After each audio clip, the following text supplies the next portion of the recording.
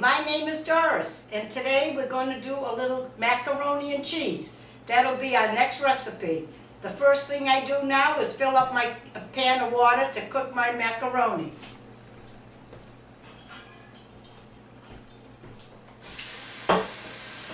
The pan is full of water, ice cold water from the tap, but make sure it isn't warm. And it's going to stay on the stove until it comes to a boiling point, and I will cook the macaroni. Now I will take the cheese and grate it. I don't like cheese that's already grated because I don't know how long it's been in and it loses some of its flavor. So here we go. This is the cheese that's going into the macaroni, all grated. Now we are going to make a roux to put on the macaroni and cheese. Right now we're going to make the roux for the sauce while the water is coming to a boil. The first thing I do is add the butter, about 2 tablespoons.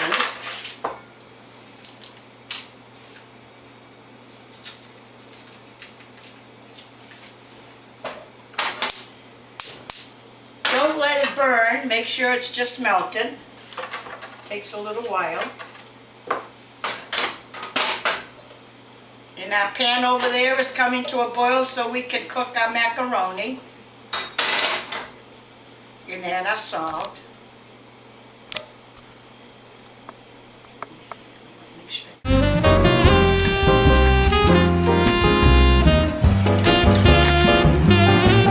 Now I'm going to add, I'll shut the gas off.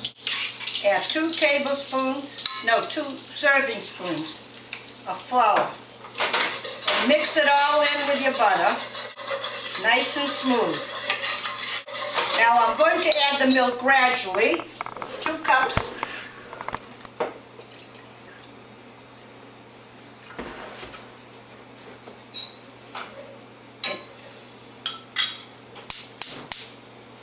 And put the gas on low and keep mixing.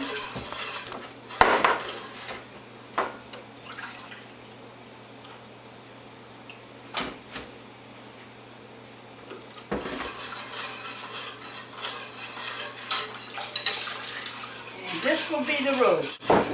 When this starts to come to a boil, you add your cheese in.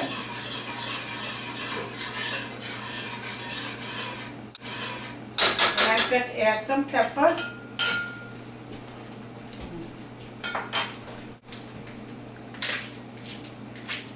Just a little. And a little salt.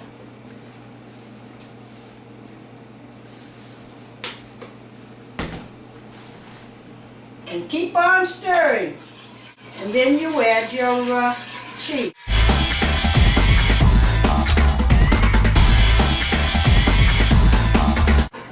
Cheese even before it's boiled, and that'll thicken it.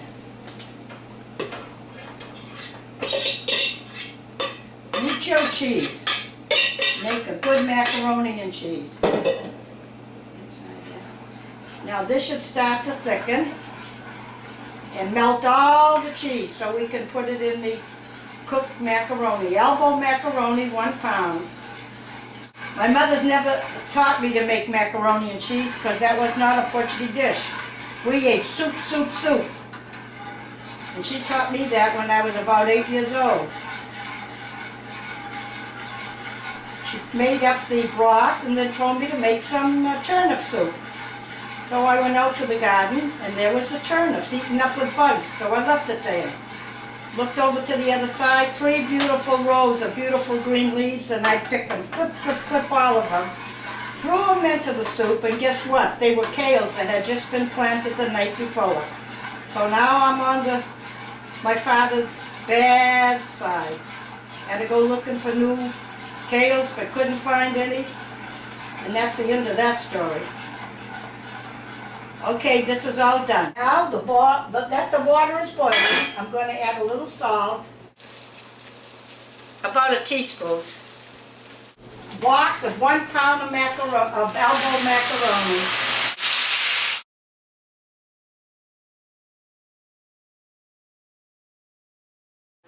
and you keep stirring. When it comes to a boil, 10 minutes.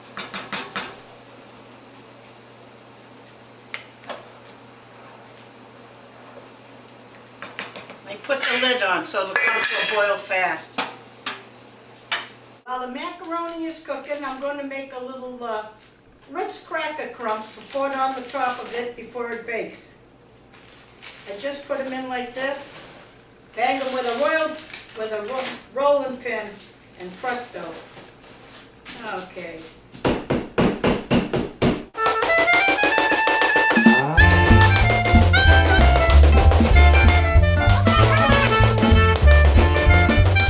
Now that we've boiled it for 10 minutes and cooked it, we're going to put it in a strainer and dump the water.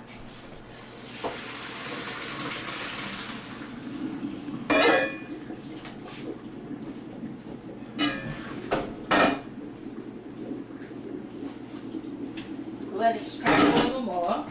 Whoops. Put the macaroni into the pan, into the bowl. There. Now I'm going to mix the cheese and the cream cheese, the cheese that's been melted in the roux.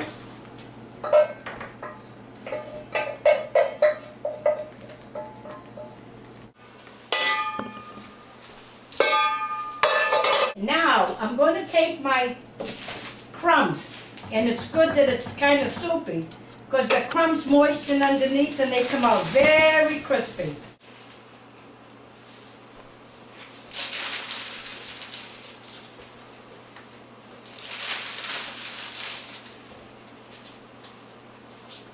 Okay, we're going to use them all up.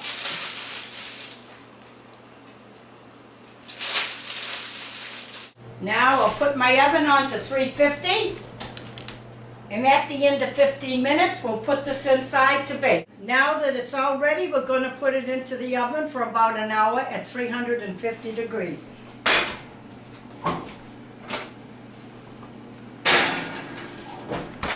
I'm now going to serve 1 heaping spoon of our macaroni and cheese.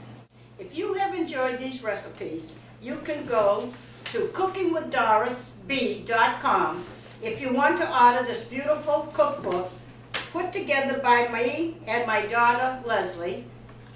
And there's a DVD with everything on there, what to buy, what not to buy, and every kind of cooking ingredients.